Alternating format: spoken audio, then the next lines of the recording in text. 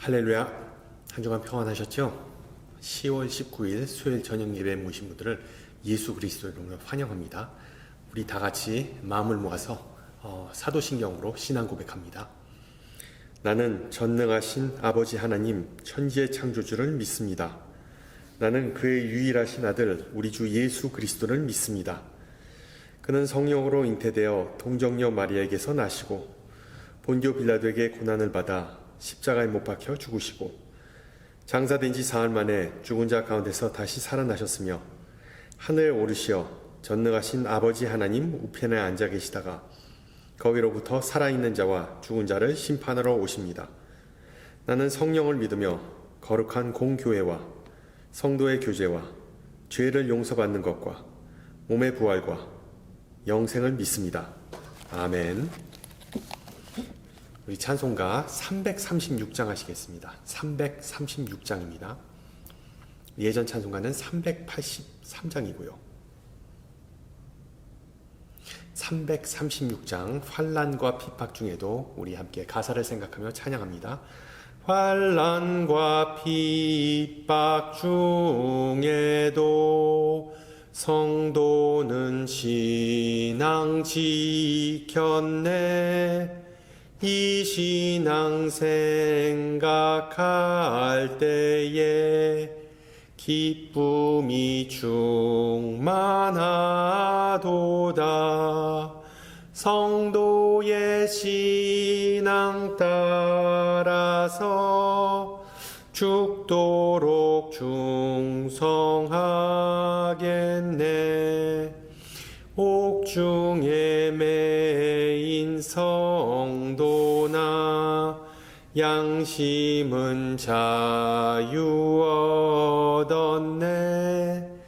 우리도 고난 받으면 죽어도 영광 되도다.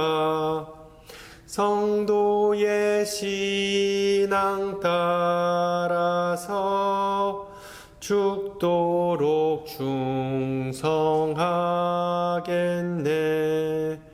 성도의 신앙 본받아 원수도 사랑하겠네. 인자한 언어 행실로 이 신앙 전파하리라. 성도의 신앙 따라서 죽도록 충성하겠네. 아멘.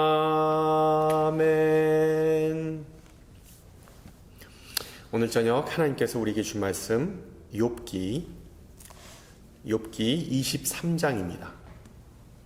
욥 23장. 제가 가진 성경으로 구약 783페이지입니다. 783페이지.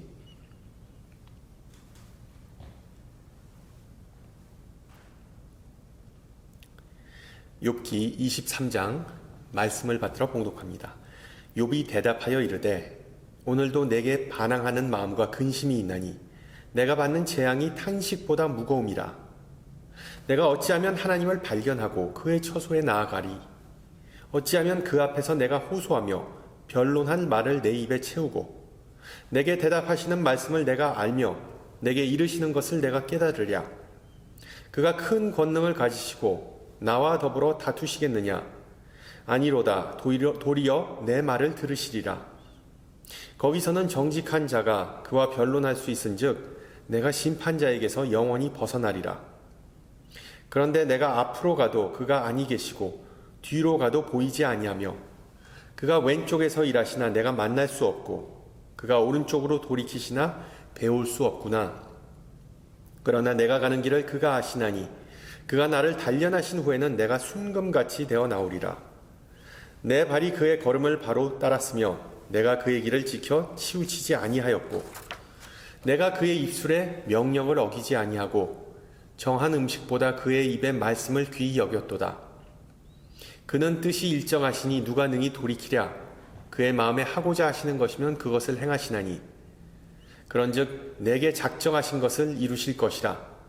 이런 일이 그에게 많이 있느니라. 그러므로 내가 그 앞에서 떨며 지각을 얻어 그를 두려워하리라.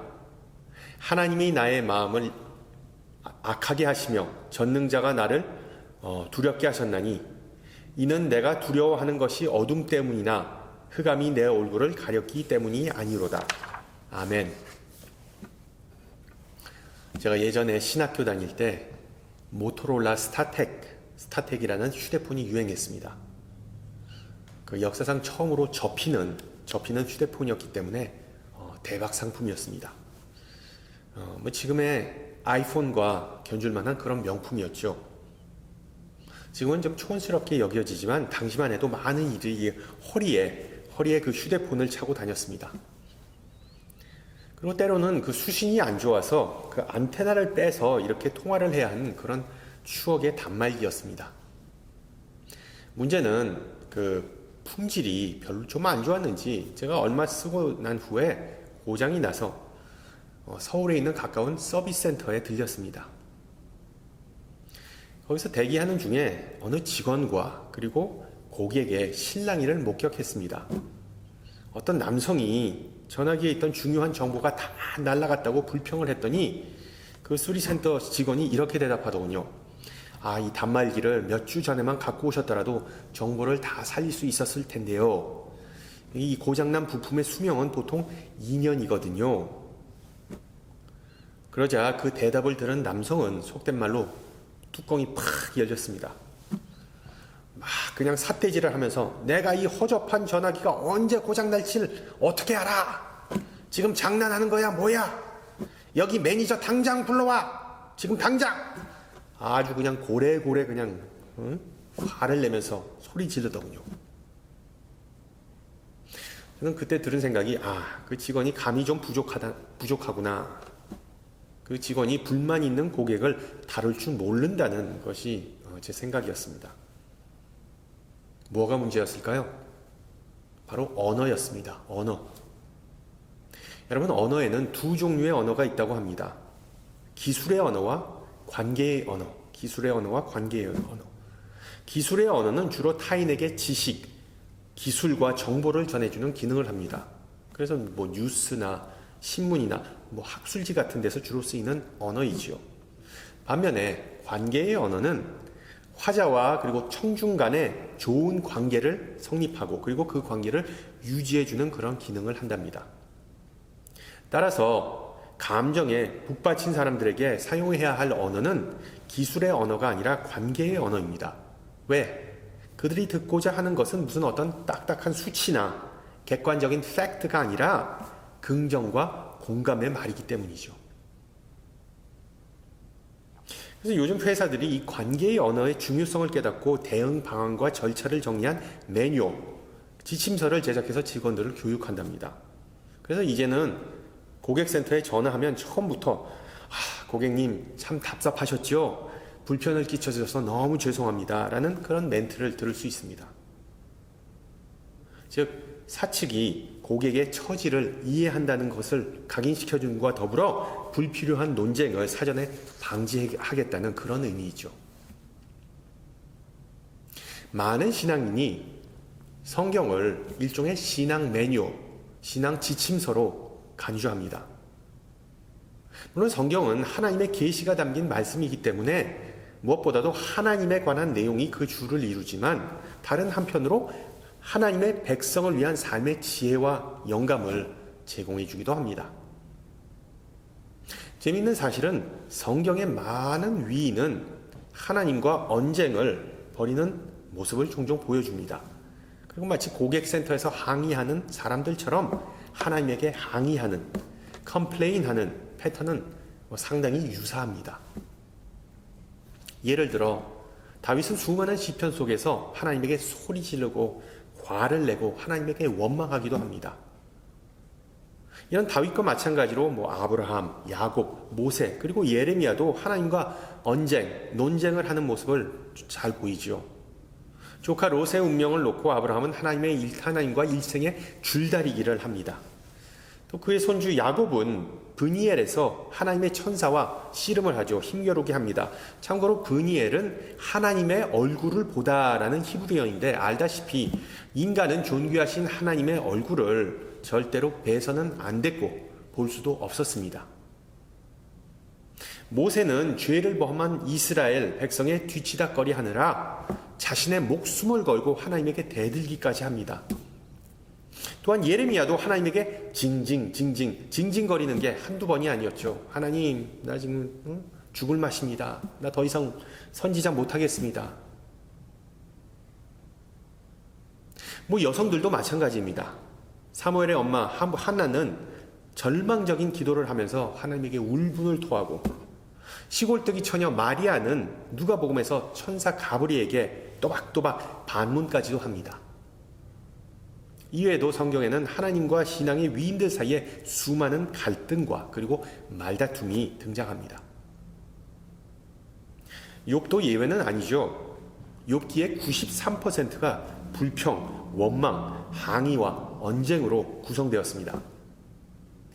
그러나 역설적이지만 성경에서 욥기만큼 은혜와 영감을 주는 책을 찾아보기도 힘듭니다. 수많은 불평과 논쟁에도 불구하고 탄원이 중간중간에 섞여 있기 때문이죠.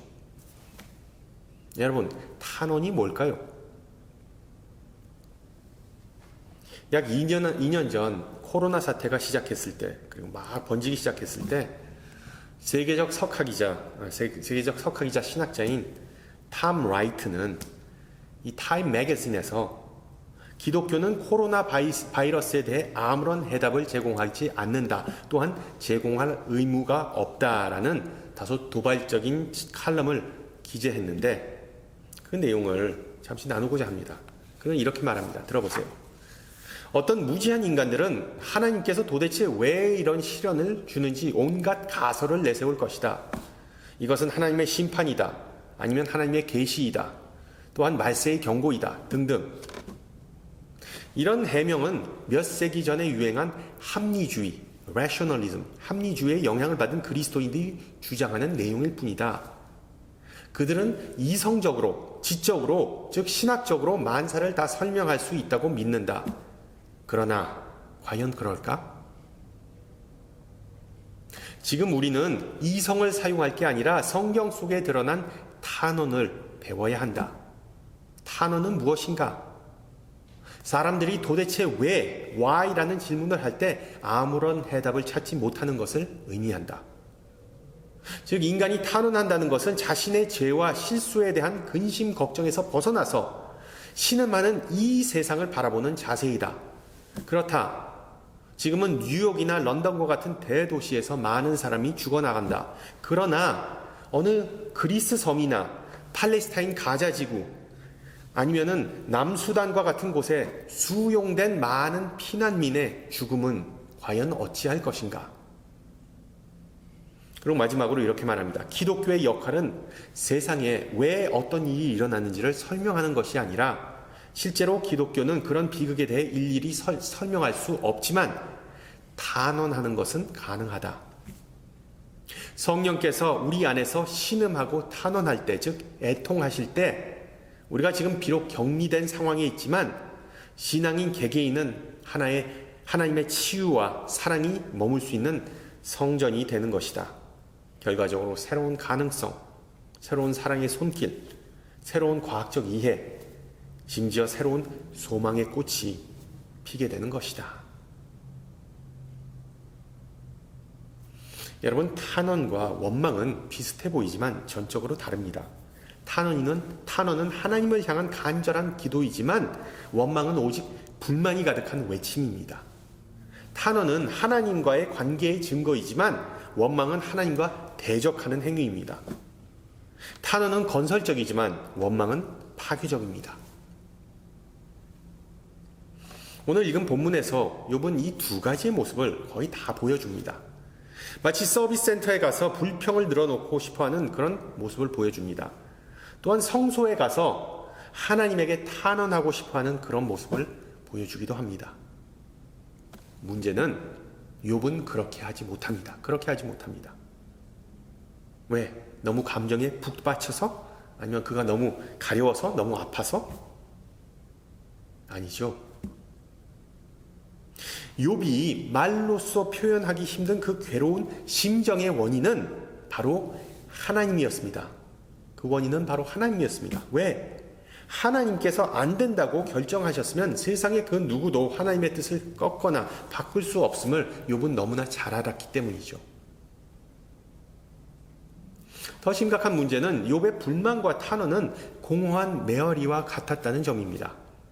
본인은 열심히 떠들지만 마치 하나님께서 귀를 막으시고 그가 하는 말에 아무런 관심을 보이지 않기 때문에 욥은 더욱 괴로웠습니다. 우리가 지난주에 욥의 줄거리를 대충 살펴봤죠. 욥은 정직하고 선하고 하나님을 경외하는 삶을 살았습니다. 어느 날 사탄이 하나님에게 문제를 제기합니다. 욥이 하나님을 잘 섬기는 이유는 그가 먹고 살만하기 때문이다. 그래서 하나님은 사탄이 욥에게 시련을 내리는 것을 허락하시고 욥은 자신의 재산, 자녀들을 차례로 잃고 심지어 건강마저 잃게 되죠. 그러나 우리는 욥기의 전말이 해피 엔딩이라는 것을 잘 알고 있습니다. 책의 마지막에 가서 그는 시련 이전과의 축복과는 비교할 수 없는 축복을 받게 됩니다. 하지만 오늘 읽은 본문은 욥 스토리, 욥기 전체의 딱 가운데 위치한 내용입니다. 23장을 포함한 그 앞뒤 내용은 고통받는 욥에게 회개를 촉구하는 친구들과 욥의 열띤 논쟁입니다. 말싸움입니다. 친구들은 이렇게 생각하죠. 분명히 무슨 나쁜 짓을 했기 때문에 욥은 그런 비참한 상황에 부닥쳤다는 것이 그들의 논리적인 판단이자 설명이었습니다.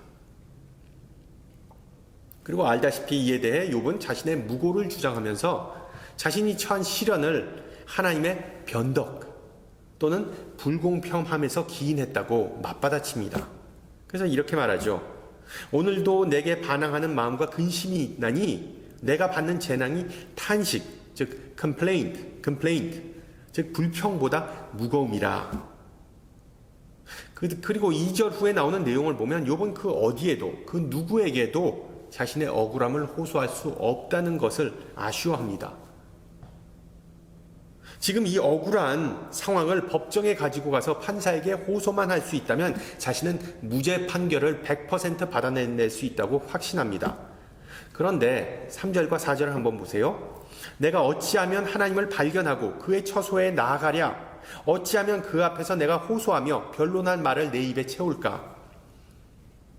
쉽게 말하면 욥은 피고가 판사에게 변론하듯 고객이 고객센터 직원에게 가서 따지듯 그 대상을 직접 만날 수 있다면 문제가 다 해결될 수 있다고 주장합니다. 그런데 그 사람이 자신을 안 만나 주려는 것이 욥을 더욱 공경에 빠지게 하는 거죠. 여러분 혹시 욥과 비슷한 상황을 겪어보셨나요? 혹시 하나님께서 여러분을 외면해서 그 어디에도 호소할 곳이 없다고 느낀 적이 있으셨습니까? 20세기 시인 위스턴 아더는 대부분 현대인이 신을 경험하는 방법은 신의 부재와 침묵이다 라고 주장합니다. 멀리 계시는 하나님, 보이지 않는 하나님, 아무런 응답이 없으신 하나님을 경험한 욥을 보면서 우리는 다소 동질감을 느낍니다. 그렇지 않습니까? 혹시 밤마다 하나님께서 꿈속에 나타나시든지 아니면 맑은 대낮에 갑자기 무슨 음성이 들리는 그런 신비적 경험을 해본 사람이 없지는 않겠지만 극소이지 않겠습니까? 하나님은 주로 우리에게 침묵으로 그리고 부재로 답변하시죠. 중요한 점은 우리는 욥의 이야기의 자초지종을 다 알고 있다는 사실입니다. 욥기의 내막을 다 잘 이해하고 있지만 욥은 그렇지 않다는 것입니다. 도대체 왜 자신이 비교할 수조차 없고 상상할 수도 없는 그런 시련을 겪는지 도저히 알 방법이 없습니다. 따라서 그가 하나님에게 불평하고 탄원하는 도중에 내릴 수 있는 합리적인 추론은 하나님은 자신에게 별로 신경 쓰시지 않거나 아니면 자신을 거들떠 보시지조차 안 한다는 것이었습니다. 하지만 앞서 언급했듯이 저와 여러분은 욥의 이야기의 전말을 다 알고 있습니다. 1장과 그리고 2장에 나오는 하나님과 사탄의 대화를 통해 욥이 고난을 겪는 것은 하나님께서 용이하셨다는 것을, 그 사실을 우리는 이미 알고 있습니다.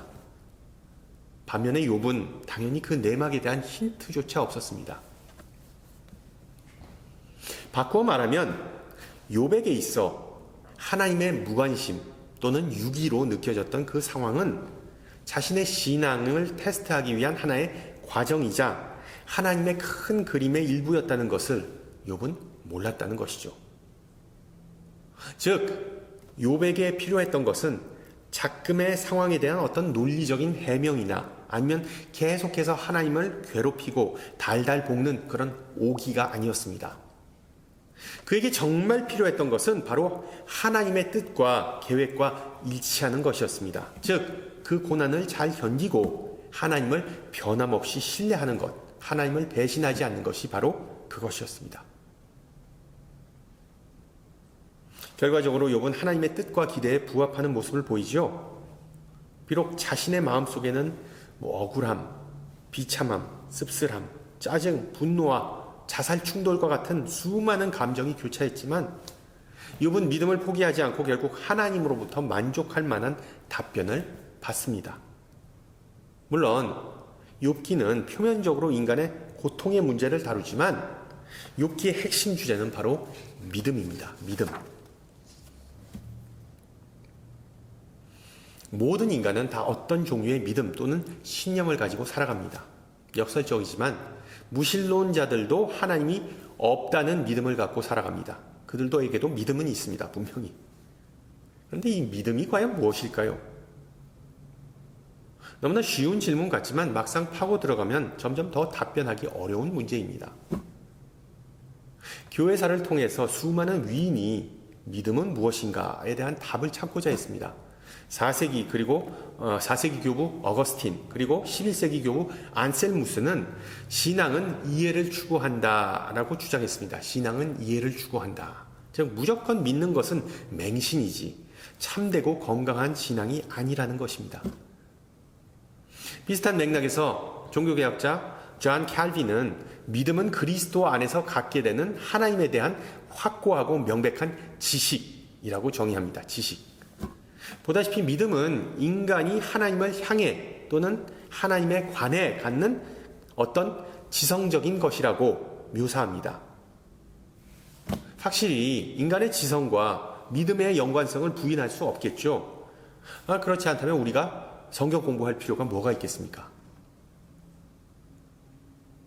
그렇다고 믿음은 열심히 공부하거나 탐구한다고 생기는 것 또한 아닙니다. 개인적으로 이성적으로 따지기 좋아하는 사람치고 신앙이 제대로 박힌 사람 많이 못 봤습니다. 그래서 또 다른 종교개혁자 마틴 루터와 같은 사람은 지나친 이성, reason은 오히려 믿음의 걸림돌이 된다고 보면서 믿음은 하나님의 선물이자 신비이다라고 말했습니다. 그렇습니다. 신앙은 단순히 하나님을 아는 것을 뛰어넘습니다. 믿음은 그 인간의 이해와 통념을 초월하는 경우가 수두룩하죠. 욥의 경우가 그랬습니다. 우리 욥의 입장에서 다시 한번 생각해 볼까요? 이성적으로 보면, 그러니까 객관적으로 보면 욥은 하나님을 의지할 만한, 믿을 만한, 신뢰할 만한 그 어떤 이유가 없었습니다. 그가 당시에 처한 상황, 그리고 그의 인생의 발자취, 그리고 삶의 근거, 에비던스를 놓고 냉정하게 판단하면 하나님은 없다, 또는 하나님은 나를 지금 미워하신다, 아니면 하나님은 선한 분이 아니다 라는 결론을 도출할 수밖에 없었습니다. 그런 생각이 우리에게는 불경하게 들리겠지만 욥의 입장에서는, 고난받는 욥의 입장에서는 아주 타당한 결론이었습니다. 비록 자신의 신앙이 송두리째 흔들리고 시험 들어도 욥은 그 신앙의 끈을 놓지 않고 정말 아무런 이유 없이 아무런 근거 없이 13장에서 이렇게 고백합니다. 그가 나를 죽이시더라도 나는 그를 신뢰하겠다. 그가 나를 죽이시더라도 나는 그를 신뢰하겠다. 아멘? 큰 소리로 아멘 하기가 쉽지 않죠. 욥이 지금 당하는 참담한 꼴, 그가 직면한 말도 못할 시련만 놓고 본다면 그가 하나님을 신뢰할 이유나 근거는 전혀 없었습니다. 끝이 보이지 않는 그 긴 터널을 지나면서 수많은 의문, 불평, 원망, 탄원을 던졌지만 아무런 대답이 돌아오지 않았습니다. 그러나 그 긴 터널이라는 구간을 포함한 욥의 인생 전체를 놓고 본다면 그가 경험하고 목격하고 느꼈던 그 수많은 감정은 욥으로 하여금 믿음은 결코 헛된 것이 아니었다는 점을 입증해 주었습니다. 증명해 주었습니다. 그리고 이것은 우리 신앙인들에게도 마찬가지입니다. 우리가 인생의 밑바닥을 경험할 때 수많은 말과 생각과 감정이 교차하지만 믿음이야말로 우리가 전진하게 해줍니다. 그래서 히브리서 저자는 기록하죠. 믿음은 보이지 않는 것들의 증거니라. 보통 신앙이라고 하면 우리는 어떤 특별한 사건이나 또는 경험 또는 강렬한 어떤 감정 같은 것을 떠올립니다. 그러나 욥의 경우를 잘 생각해 보세요. 욥의 신앙의 근간은 그 어떤 경험이나 감정 또는 사건 그 자체가 아니라 그 모든 것들 아래 숨어있는 어떤 변함없는 간단한 고백임을 가르쳐 줍니다. 여러분은 신앙의 근간이 되는, 개인마다 다 다르겠지만 신앙의 근간이 되는 그 고백은, 그 간단하지만 변함없는 고백은 과연 무엇입니까? 개인마다 다 다르겠죠. 하나님은 나에게 복 주신다. 하나님은 나와 함께 하신다. 하나님은 신실하신 분이시다. 등등. 욥의 실현과는 다소 차이가 있지만 믿음이라는 공통적인 주제를 삼은 실현을 잠깐 나누고자 합니다. 욥의 이야기는 남같지는 않지만 그렇다고 그처럼 암울한 상황에 몰리는 경우는 상당히 드물지요. 대부분 많은 이들은 신앙의 소위 말하는 안개를 자주 경험합니다. 잘 보이지 않는, 신앙이 자라나기 힘든 그런 경험을 많이 하게 됩니다. 그러나 고난이 크든 작든, 잘 보이든 안 보이든 다 신앙의 밑거름이 된다는 데는 변함이 없겠죠. 앤 레머시라는 작가는 캘리포니아 사는 싱글맘입니다. 싱글맘. 자신이 임신 기간 중에 남편과 이혼을 하였고 아들이 태어난 후로는 전 남편과는 아예 연락이 끊어진 채 살았답니다. 그러나 자신의 아들 샘이 7살이 되던 해에 샘은 친구에 대해 궁금증을 갖기 시작했습니다. 그가 어떤 사람인지, 왜 자신을 떠났는지 등등. 당연히 아빠를 직접 만나보고 싶어 했고 앤은 그 아들을 돕기로 했습니다. 큰 노력을 했지만 다 실패했습니다. 그러나 이 앤은 그리스도인이었고 자기 아들 샘 또한 믿음으로 양육했습니다. 매일 밤 샘은 자기 전에 아빠를 위한 기도를 하기 시작했습니다. 아들의 기도를 듣고 마음이 울컥한 앤은 하나님을 원망하면서 기도했답니다. 주님, 우리 불쌍한 아이의 기도에 답해 주는 게 그렇게도 힘든 일입니까? 욥과 마찬가지로 자신의 하소연을 들어줄 사람도 없었고 문제를 해결하기 위해 도와줄 사람도 없었습니다. 계속해서 수소문해봤지만 아무런 결실을 맺지 못하였습니다. 그러던 와중에 갑자기 어느 신앙서적에서 읽었던 문구가 떠올랐습니다. 어둠이 더하고 더해질 바로 그때 아기 예수께서 탄생하셨다. 그 내용을 묵상하면서 앤은 그냥 막무가내 믿음을 가져야겠다는 마음이 들었습니다. 즉 자신이 지금 아무리 흑암 속에 헤매고 있더라도 하나님은 자신의 손을 놓지 않았고 아들 샘의 기도를 듣고 그를 위해 일하고 계신다는 사실을 믿었습니다. 여러분, 이 앤이 그런 결심을 하게 된 이유, 근거는 뭘까요? 오직 믿음밖에 없었습니다. 다행히 앤은 남편의 소식을 전해 듣고 그리고 부자 간의 상봉이 이루어지고 아들은 친부와 그리고 규칙적으로 만나면서 좋은 관계를 이어가고 있습니다. 아무런 정보나 도움 없이 전 남편을 찾아야 했던 그 길고도 막막한 여정 속에 그냥 포기할까? 아니면 계속 노력할까를 놓고 결단을 내려야 하는 어떤 시점이 있었는데 그때 믿음이 결정적인 역할을 했습니다. 그리고 그 믿음의 근간은 바로 하나님은 조용히 역사하시는 분, 내가 알게 모르게 역사하시는 분이라는 그 간단하지만 흔들리지 않은 고백이 있었습니다. 힘들어 흔들리고 포기하고 싶을 때 우리 모두 그런 때를 다 경험하지 않습니까? 미국 장로교단 증경총회장이었던 앨버트 윈은 이렇게 말했습니다. 성서가 말하는 믿음은, 즉 성경적인 믿음이란 그러므로라는 단어로 대표되는 문구 또는 논법이 아니다. 즉 이 세상에는 아무런 문제가 없다. 그러므로 우리는 믿어야 한다. 그러므로 하나님을 찬양해야 한다라는 주장은 결코 성서적이지 않다. 성서가 말하는 믿음은 앞뒤가 안 맞는 두 개의 구절이 그럼에도 불구하고 라는 단어로 연결된 것이다. 즉, 이 세상은 썩었고 악은 판을 친다. 그럼에도 불구하고 우리는 믿어야 한다. 그럼에도 불구하고 우리는 하나님을 찬양해야 한다. 할렐루야. 여러분 기억하세요. 모든 것을 다 포기하거나 아니면 모든 것을 다 저주하고 싶은 마음을 품었던 욥은 그럼에도 불구하고 하나님을 신뢰했습니다. 도저히 길이 보이지 않았지만 길을 만드시는 분이 하나님임을 믿었습니다. 마찬가지로 우리도 욥처럼 하나님을 신뢰할 뿐만 아니라 찬양했으면 좋겠습니다. 인생의 폭풍이 몰아치면 당연히 우리의 믿음은 너무나 초라하고 연약하고 작게만 느껴집니다. 그럼에도 불구하고 주님의 신실하심은 인간의 모든 상상을 초월할 만큼 높고 위대하다는 그 사실을 굳게 붙잡으시기를 축원합니다. 함께 기도합니다. 아버지 하나님, 욥의 이야기를 통해 우리 자신의 신앙을 되돌아보게 하심을 감사드립니다.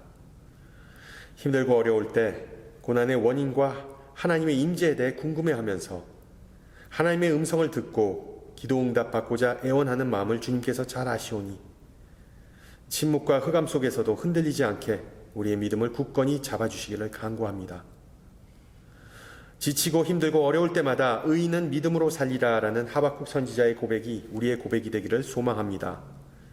주님께서 주신 믿음이라는 선물은 결코 선택사항이 아니라 우리의 삶 그 자체임을 고백합니다.